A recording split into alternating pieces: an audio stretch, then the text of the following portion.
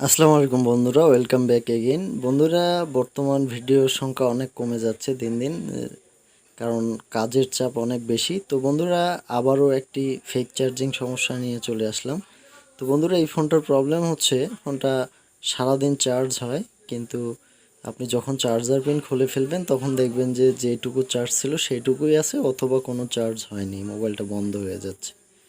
তো বন্ধুরা, এরকম সমস্যায় পড়লে কিভাবে সমাধান করবেন এই নিয়ে অলরেডি আমার চ্যানেলে অনেক কয়টা ভিডিও আছে। তার মধ্যেও এই ভিডিওটা আবারও শেয়ার করলাম আপনাদের মাঝে, কারণ যারা নতুন টেকনিশিয়ান তারা অনেক সময় অনেক ধরনের ফোনে এই রকম প্রবলেমে পড়ে থাকেন, যেটার সহজ সমাধান আপনারা অনেক সময় নিয়ে পান হয়তো, বা অনেকে পানও না।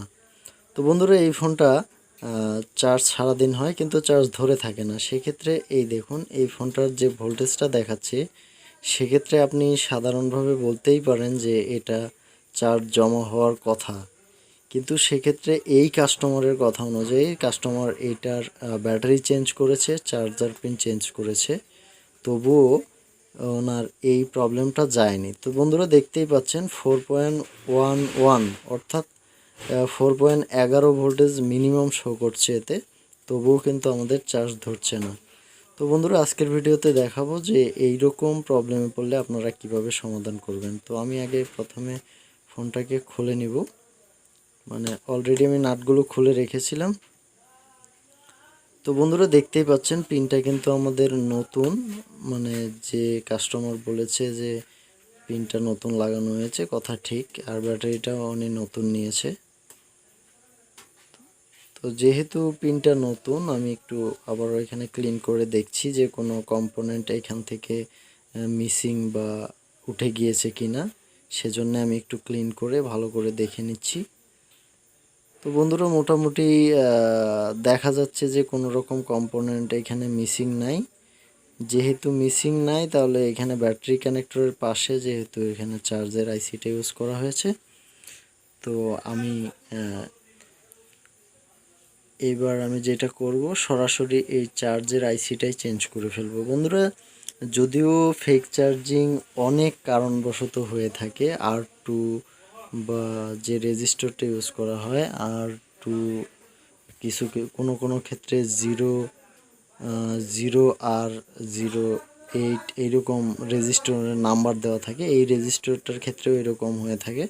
তো বন্ধুরা, যদি রেজিস্টারের ক্ষেত্রে রেজিস্টরের কারণে এরকম প্রবলেমটা হতো, তাহলে কিন্তু আমাদের ব্যাটারি কানেক্টর পর্যন্ত সেম যে ভোল্টেজটা দেখাচ্ছে 4.11 যে ভোল্টেজটা দেখাচ্ছে সেটার কম দেখাতো, অথবা ভোল্টেজ ওখানে 2.1 সামথিং দেখাতো। তো বন্ধুরা, যেহেতু আমাদের ব্যাটারি কানেক্টর পর্যন্ত 4.11 ভোল্টেজ দেখাচ্ছে, সেই জন্যে আমি ডাইরেক্ট চার্জের আইসিটাকে চেঞ্জ করে দিচ্ছি। যেহেতু ব্যাটারি কানেক্টরে 4.44 ভোল্টেজ দেখানোর পরেও জমা হচ্ছে না, তো এই চার্জার আইসি থেকে এই প্রবলেমটা এসে থাকতে পারে।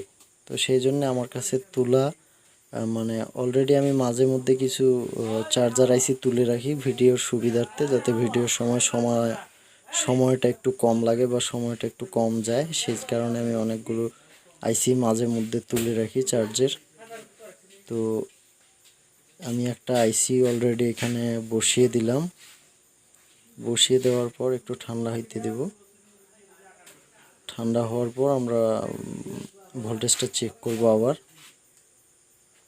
তো মোটামুটি ঠান্ডা হয়ে গিয়েছে।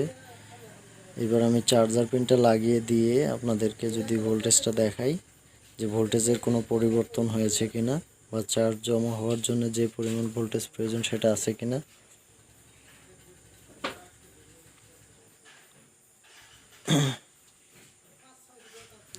তো বন্ধুরা, দেখতেই পাচ্ছেন এইবার কিন্তু এইখানে ভোল্টেজটা দেখাচ্ছে 4.76, অর্থাৎ এটা ওভার ভোল্টেজ।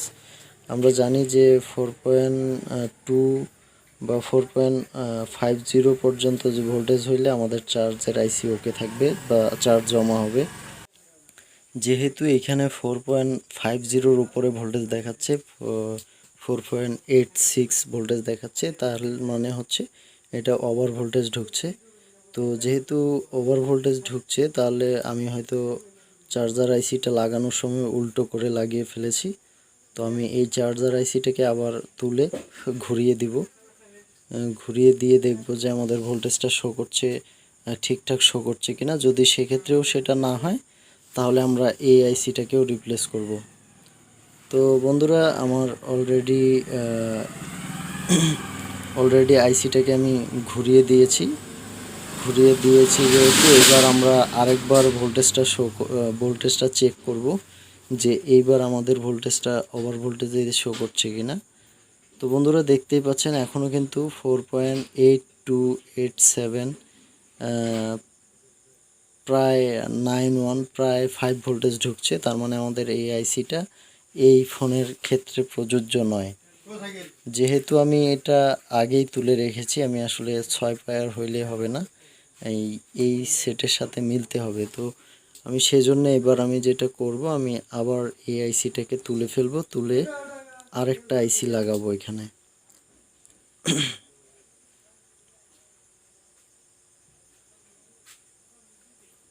তো বন্ধুরা, আমি আরও একটি আইসি নিয়ে ফেলেছি। এবার আমি এই আইসিটাকে ওইখানে ইনস্টল করে দিচ্ছি।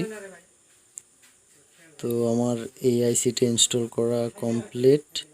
এবার আমি একটু ঠান্ডা হওয়ার সময় দিয়েছিলাম। তো ঠান্ডা হওয়ার পর, তো মোটামুটি গরম ছিল, তো ঠান্ডা হওয়ার পর আমি আবারও ভোল্টেজটা চেক করে নিই। তো বন্ধুরা, দেখতেই পাচ্ছেন এবার কিন্তু আমাদের 4.50 ভোল্টেজ দেখিয়েছে।